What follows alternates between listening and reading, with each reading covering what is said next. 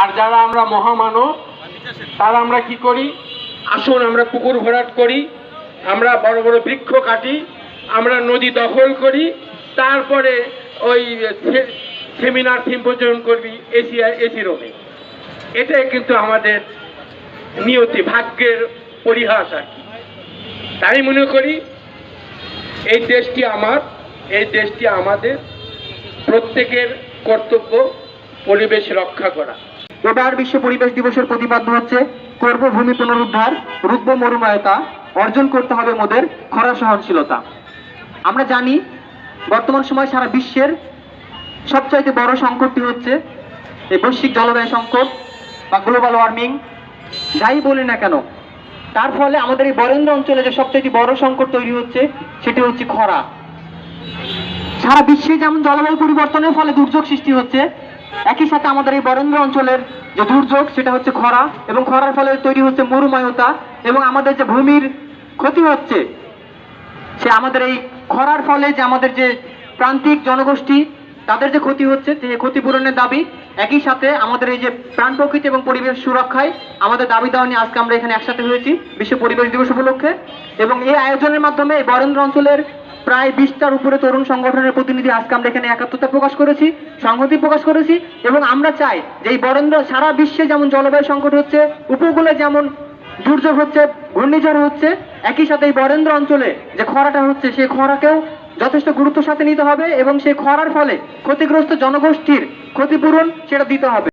আজকে আমরা যখন বিশ্ব পরিবেশ দিবসের কথা বলছি, green city, healthy city, clean city রাজশাহীতে দাঁড়িয়ে, এই রাজশাহীতে তখন হয়তোবা 42 ডিগ্রির কাছাকাছি তাপমাত্রা। এই যে তাপমাত্রা, এটি আজ থেকে 10 বছর আগেও কিন্তু এটি ছিল না। 10 বছর আগে আমরা দেখেছি হয়তোবা সর্বোচ্চ গেলে 35 ডিগ্রি সেলসিয়াস তাপমাত্রা আমরা দেখতাম। এটি কিন্তু আমাদের হাতের কামাই। আমরা আমাদের বাস্তুতন্ত্রকে ধ্বংস করেছি, আমরা আমাদের আশপাশের পরিবেশকে ধ্বংস করেছি, আমরা রাজশাহী তথা পুরো বাংলাদেশের আমরা বনভূমিকে ধ্বংস করেছি, আমাদের মাটিকে ধ্বংস করেছি, আমাদের আশপাশকে ধ্বংস করেছি, নদী পুকুর সকল কিছুকে আমরা ধ্বংস করে ফেলেছি। আজকে শুধু এতটুকুই বলতে চাই, আসুন আমরা আমাদের বাসযোগ্য এবং আমরা যে মাটি থেকে আমরা যে খাদ্য উৎপাদন করি সেই মাটিকে আমরা রক্ষা করি।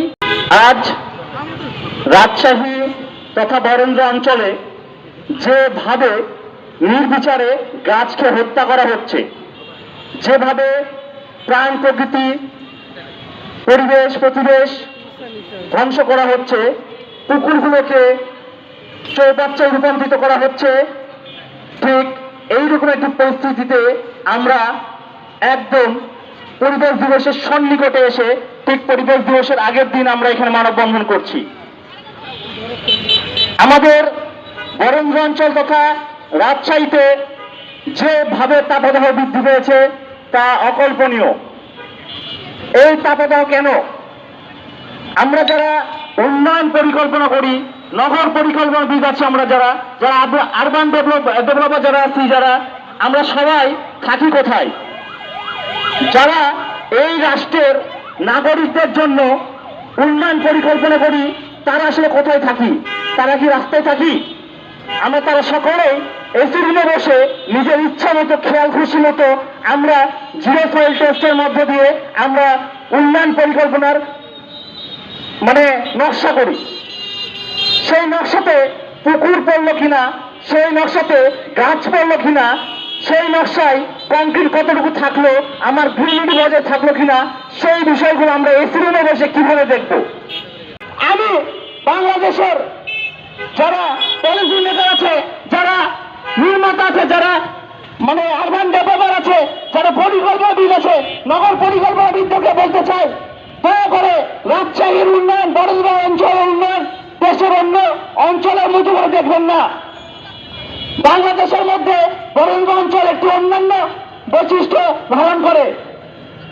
এই বরেন্দ্র অঞ্চলকে বরেন্দ্র অঞ্চলের বৈশিষ্ট্য অনুযায়ী তাকে ডিজাইন করতে হবে। আপনারা রাজশাহীতে আসুন, বরেন্দ্র অঞ্চল ভ্রমণ করুন, আপনার বাসা কোথায় আপনি সেখান থেকে প্ল্যান করবেন না। রাজশাহীতে আসুন, রাজশাহীর বৈশিষ্ট্য দেখে সে অনুপাতে আপনারা স্ক্যাচ ডিজাইন করুন। কোথায় গাছ আছে গাছটাকে রক্ষা করুন, সমাজটা আমাদের পুকুরকে রক্ষা করুন, সবকিছু রক্ষা করে তবেই উন্নয়ন পরিকল্পনা করেন। অন্যথা এই উন্নয়ন পরিকল্পনা গ্রহণ ভালো কিছু বয়ে আনবে না।